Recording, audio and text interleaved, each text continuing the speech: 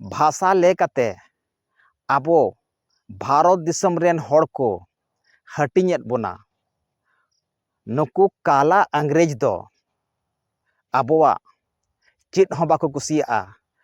आको दो अडी सुद संताली को रोड़ा नौका को ललई कना।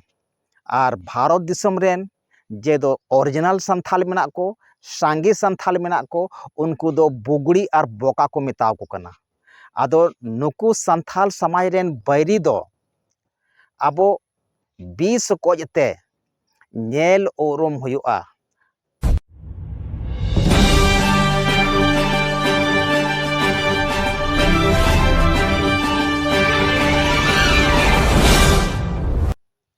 दुलड़िया बया मिश्रा को जतो को नवा वीडियो रें सगुन दारामेद बोना।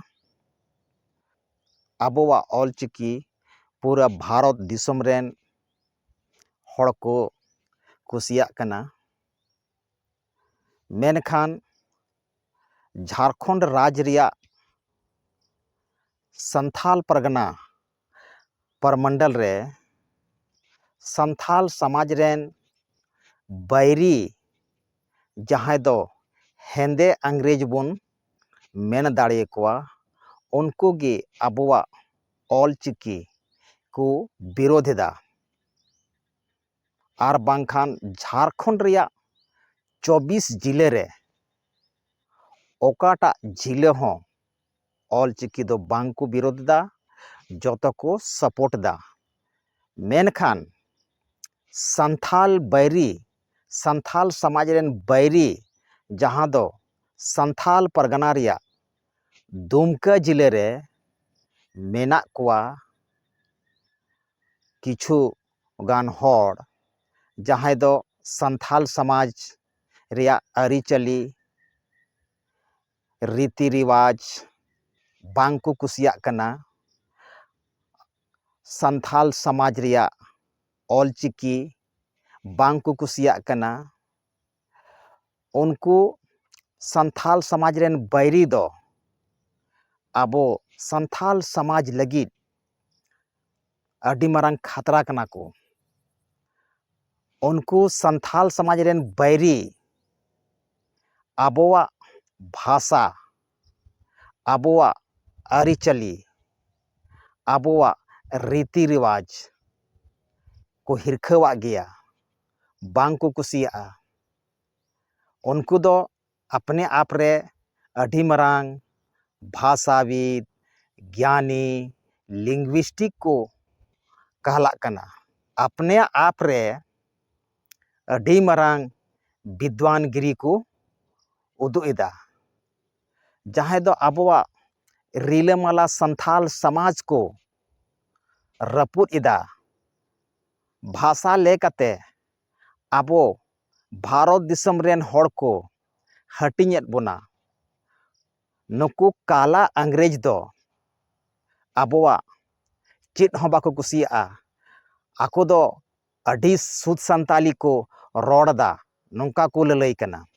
आर भारत दिसम रेन जे दो ओरिजिनल संथाल मेना को सांगी संथाल मेना को उनको दो बुगड़ी और बोका को मेताव को कना। आदो नुकु संथाल समाज रेन बैरी दो आबो 20 कोजते नेल ओरम हुआ। हालांकि नुकु बैरी आबोवा ऑलचिकी लिपि को विरोधी दा चेद कारण तको विरोध दा ओना दो दिसम हड़ को बुझ नामे कान गया। मेनखान नुकु बैरी दो आबोवा संथाल समाज हटिंग रेको लगाव कना। उड़ीसा बंगाल बिहार झारखंड आसाम रेन हड़ को हटिंगेद बोना आबोवा जुमिद दाड़े रपुद रेको लगाव कना। नौकान संथाल समाज रेन बैरी आबो नेल उरुम कते नुकु बैरी सला सावधान तहन हुआ। नुकु बैरी दो आबोवा संथाल समाज तीस हों बाको लहा अचुआ। अपने आप रे अडी मारंग विद्वान गिरी को उदुदा। अपने आप रे अडी मारंग विद्वान को लिखा कना। नुकु ऑलचिकी रेन बैरी और संथाल समाज रेन बैरी आबोवा संथाल समाज रपूद रको लगाव कना और नुकु बैरी दो संथाली राजभाषा झारखंड रे संथाली राजभाषा हको विरोधा नुकु ऑलचिकी रेन बैरी दो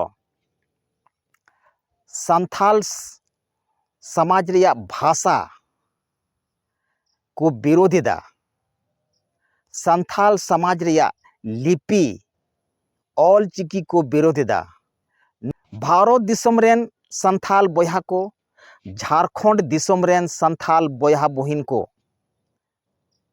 आबो जुमिद कते नोंकान संथाल समाज रेन बैरी गांडा सला दो मुकाबला हो ताबोना आर बांखा नुकु बैरी गे आबोवा संथाल समाज को रपूद ताबोना और रपूद रको लगाव कना नुकु दो अंग्रेज रेन इते कना को नुकु दो काला अंग्रेज कना को जहाँ दो संथाल परगना रे आर हों राज को मेन जोंग कना अंग्रेज मा नवा दिसम खन बुन लगा केत को आर हों अंग्रेज रेन इते को सारी एकाना संथाल परगना रिया दुमका जिले रे नुकु अंग्रेज इते गे आबोवा